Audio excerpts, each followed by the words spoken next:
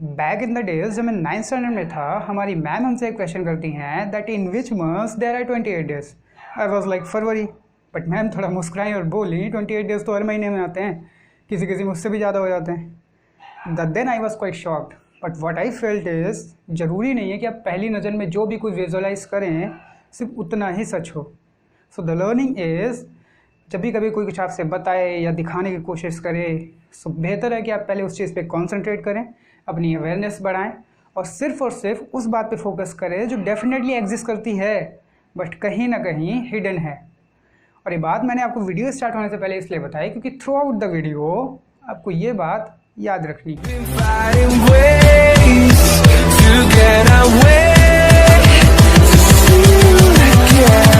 Hello dear nation, here I am Shubham और मैं बात करने वाला हूँ the most trending topic new education policy 2020 which has both the equal amount of appreciation and criticism as well. What I feel is the whole vision document that has been shown to us as a shining stone will really help make India self-reliant in any way possible, because what is there in the policy and what is there in the reality, both are the two different things. Further, is there any mechanism, rather I would say a roadmap, that has been compiled in this policy? क्योंकि जो ये liberal education है उसको promote करने के लिए जो भी कुछ रेवोल्यूशनरी चेंजेस किए गए हैं, आर दिस अटेनेबल? क्योंकि इसके लिए जो प्रिंसिपल्स रखे गए हैं like flexibility, light but tight to ensure integrity and transparency, outstanding research, resource efficiency, conceptual understanding, last but not least, creativity and critical thinking.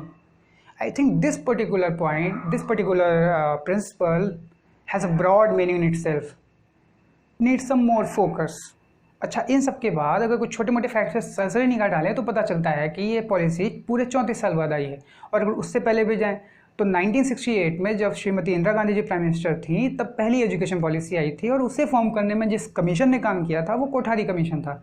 फिर उसके बाद 1986 में जब mister Rajiv Gandhi ji prime minister थे, फिर 1992 में उसमें कुछ छोटे मोटे रिफॉर्म्स हुए, फिर जाके ये पूरी नई शिक्षा प्रणाली जो अब मोदी गवर्नमेंट के अंतर्गत आई है, इसे फॉर्म करने में जिस पैनल ने काम किया उसे हेड किया फॉर्मर इसरो चीफ मिस्टर कस्तूरी रंजन जी ने। और इसकी जो ड्राफ्टिंग हुई उसमें पूरे 485 पेजेस लगे और समराइज होते हुए बिल पास होते होते पूरे 60 पेजेस की बची। अच्छा, इसमें दो छोटे से चेंजेस ये हैं कि अब HRD मिनिस्ट्री को एजुकेशन मिनिस्ट्री बोला जाएगा और इनके मंत्री शिक्षा मंत्री बोले जाएंगे। Now I am gonna talk about the major changes that has been made in the policy. उसमें सबसे पहला ये है कि now public spending would be up to 6% of GDP on education. अच्छा, ये जो टारगेट है ये 1968 में भी कोठारी कमीशन ने रिकमेंड किया, फिर 1986 में भी इसी बात को रिपीट किया गया, लेकिन अब जाके इसे अपनी पॉलिसी में जगह मिली है। लेकिन जो इसका टारगेट है वो आने वाले 10 साल के लिए रखा गया है। अगर इसकी वही गवर्नमेंट टोटल गवर्नमेंट एक्सपेंडिचर की बात करें जो अभी 10% है ऑलमोस्ट, इसे बढ़ाकर 20% करना है आने वाले 10 सालों में। और अगर GDP के रेशियो में देखें तो अभी जो गवर्नमेंट एक्सपेंड करती है ऑलमोस्ट 4.38% के आसपास करती है। उसमें भी गवर्नमेंट का मानना है कि उसका एक मेजर पोर्शन जो जाता है वो टीचर्स की सैलरी को पे करने में जाता है, लेकिन अब वो अपना फोकस डाइवर्ट करके इंफ्रास्ट्रक्चर को डेवलप करने में लगाएंगे, एजुकेशनल इंफ्रास्ट्रक्चर को डेवलप करने में लगाएंगे। क्योंकि अगर वो चाहते हैं लिटरेसी रेट को बढ़ाना चाहते हैं, ऑब्वियसली बात है कि अगर बच्चा पढ़ने आएगा तो उसे बैठने के लिए जगह चाहिए और बैठेगा तब जब एक इंफ्रास्ट्रक्चर को हम डेवलप करेंगे। फर्दर इसमें एक नया टर्म इंट्रोड्यूस किया है ECCE। This is basically early childhood care and education. इसमें बेसिकली क्या है कि बच्चा जब स्कूल में पहली क्लास में एंटर करे उससे पहले उसे कुछ चीज़ों का बेसिक आइडिया हो। और उसमें क्या है, उसे activity based learning, play based learning, discovery based learning, इन सब में उसे न्यू नंबर्स हो गए, अल्फ़ाबेट्स हो गए, इन सब चीज़ों को आइडेंटिफाई करना सिखाया जाएगा। उसके बिहेवियर पे काम किया जाएगा, उसे क्लीनलीनेस की तरफ अवेयर किया जाएगा, इन सब चीज़ों पे काम किया जाएगा। अब आगे गवर्नमेंट ने एक और चीज़ इंट्रोड्यूस की है, वो है restructuring school curriculum and pedagogy in new design. इसमें क्या है, बेसिकली जो पहले सेकेंडरी हायर सेकेंडरी एजुकेशन में एक फॉर्मेट था 10+2 का, अब उसे हटा के कन्वर्ट किया गया है 5+3+3+4 में। इसमें क्या है, इसमें यह था अभी तक कि बच्चा 5 साल तक घर में मौज काट रहा है। अब क्या हुआ कि बच्चा जैसे ही 3 साल का हुआ उसे बोला जाएगा कि बेटा जाओ काम पे लग जाओ। क्यों? क्योंकि जो पहले 5 साल है वो फाउंडेशनल स्टेज में है। अब उसमें भी 3+2 में फर्दर क्लासीफाई किया गया। पहले 3 साल जो मैंने आपको पहले बताया कि क्या था, early childhood care and education के तहत, जिसमें आप बच्चे को play based learning activity based learning सिखाई जाएगी, उसमें आंगनवाड़ी, बाल वाटिका, किंडरगार्टन टाइप होगा। अब जब बचे उसमें 2 साल, अच्छा इसमें बच्चा 3 से लेकर के 6 साल का हो गया।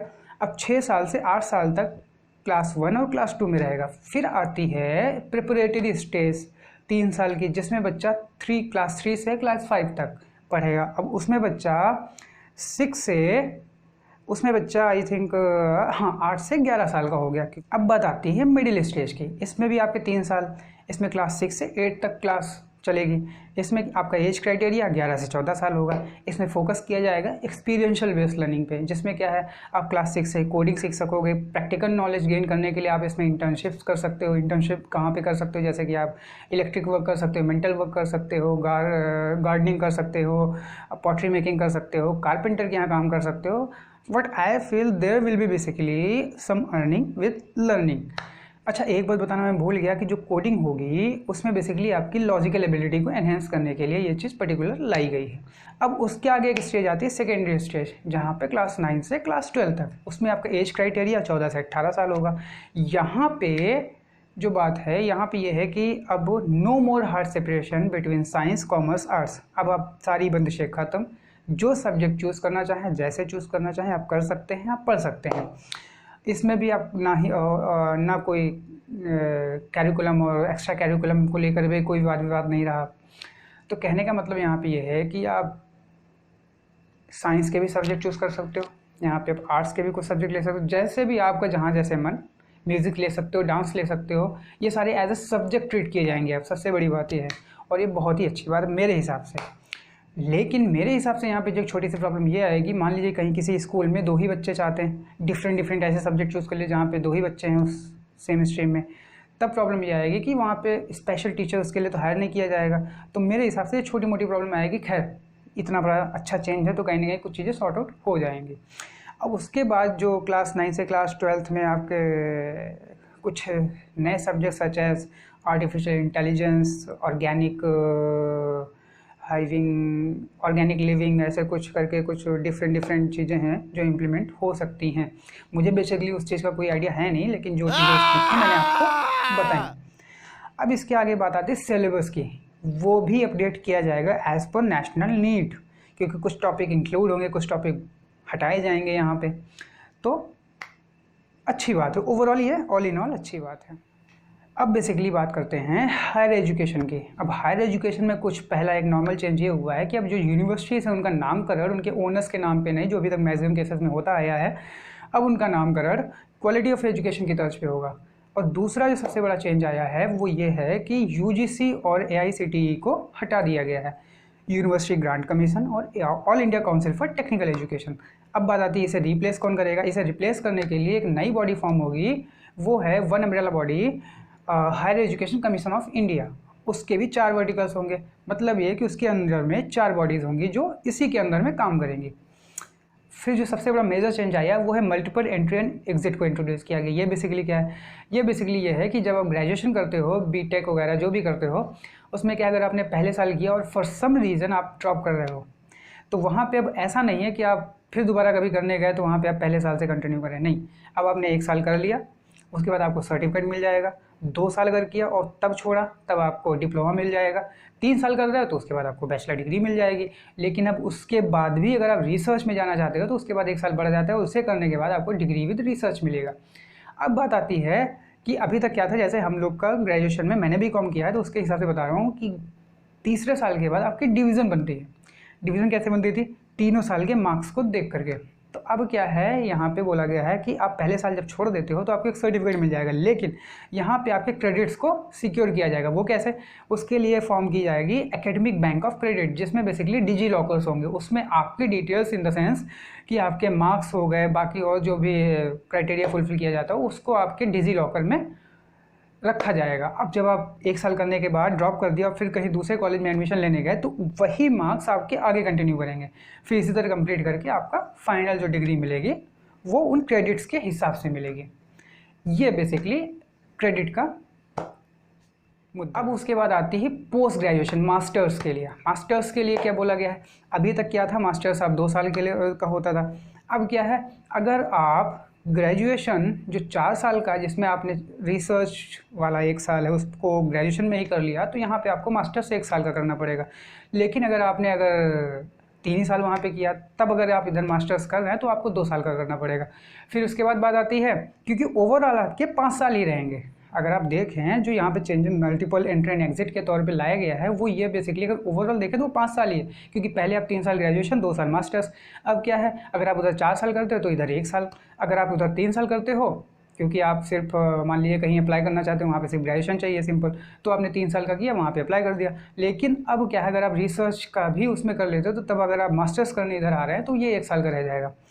फिर उसके बाद आपने पीएचडी की 4 साल की। उसके बाद क्या है, सबसे बड़ी चीज़ कि अगर उसके बाद पीएचडी कर ली, सारी चीज़ें कंप्लीट, क्योंकि अब उसके बाद एमफिल को हटा दिया गया है, एमफिल अब नहीं रहा। अब इसके बाद अगर आगे बढ़े तो उसमें एक सबसे इंपॉर्टेंट पॉइंट देखने को ये मिला हमें कि national research foundation would be set up to fund the research projects that are in the interest of a nation.